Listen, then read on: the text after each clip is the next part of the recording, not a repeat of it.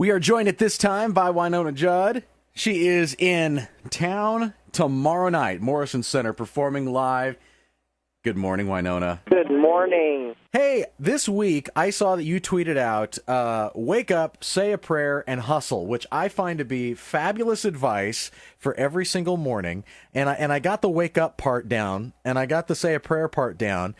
How do you describe hustle to people? That is a great question. Wow. I would say, I have a lot of cliches, they say, but to me they're words, that continue to propel me. Mm-hmm. I'm in a different state every day, literally and figuratively, mm-hmm. and for me, hustle is literally, I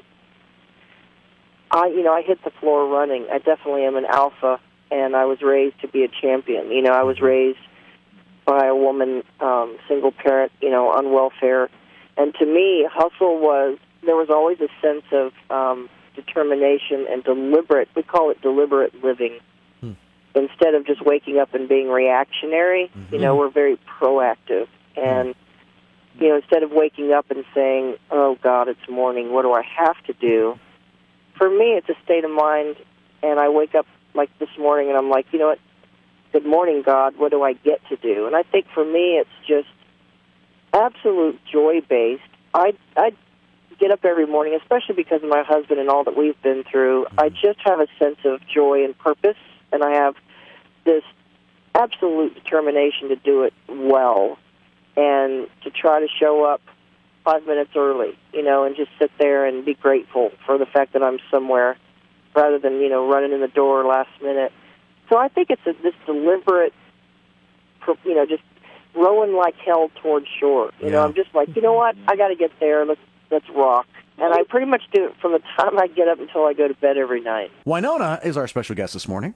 Sometimes in life, you don't know whether to pray for comfort or pray for a break. And Wynonna, your husband got into that accident, lost his leg. Your mom got really sick. How do you deal with that? I think for me, it's just my example. My statement every day, my MO is I want to not allow life's circumstances to define me. I watched a woman who gave birth to me, laying on the doctor's table, getting a liver biopsy, and they're sticking a 20-inch needle into the side of her, and I'm just thinking, wow. And she's literally talking to the nurse, and she's just being this sort of grateful, I'm still alive. And she's talking to the nurse, and I'm watching this whole thing, and I'm thinking, wow, she's not complaining. I'm holding her hand, and she's squeezing the heck out of me, and yet she's laying there talking as if, I think the term as if is one of my favorites.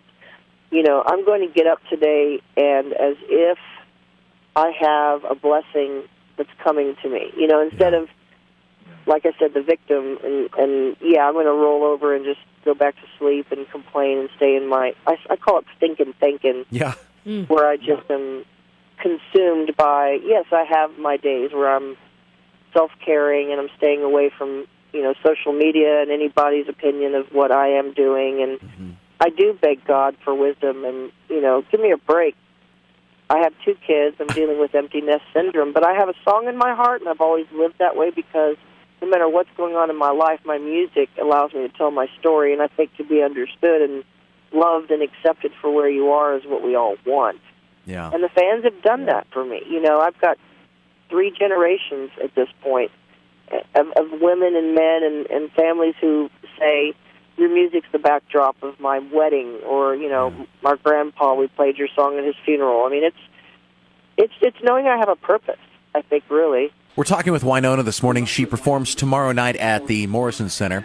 Okay, so you mentioned the tour. It's just you and a couple other musicians up on stage. I mean, the stories, that's got to be fun for you. It's different than just coming out and, playing the songs and thank you, Boise, and then walking off stage. I mean, it must be more intimate connecting with the audience, right? It's both exhilarating and terrifying at the same time.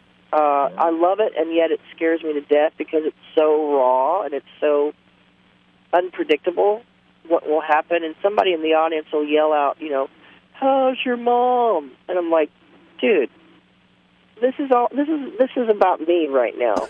You know, and of course everybody laughs, but there's this camaraderie that we have, you know, in country music where I talk about my stories. I mean, what's it like to be 18 and share a dressing room with Dolly, Tammy, and Loretta? I mean, seriously. And so people love that. People absolutely love that because that's real life for me. Yeah. That's my experience. And that's your story, which I think everybody has one, and we all, you know, we owe it to each other and to ourselves to be able to share that. Yeah. Yes. To be known for who you are and not just what you do, I think is really where I'm at now because of my age and having raised 2 kids, and I'm dealing with, you know, real life stuff. People love to hear my stories because you're right. It makes up who you are, which I think a lot of the country fans have allowed me to continue to do, which has kept me alive. Wynonna, looking forward to seeing you tomorrow night at the Morrison Center. You can get more information, of course, at Wynonna.com, and follow her on Twitter, too. There's always some fun stuff coming up there. Wynonna, thank you so much for talking to us.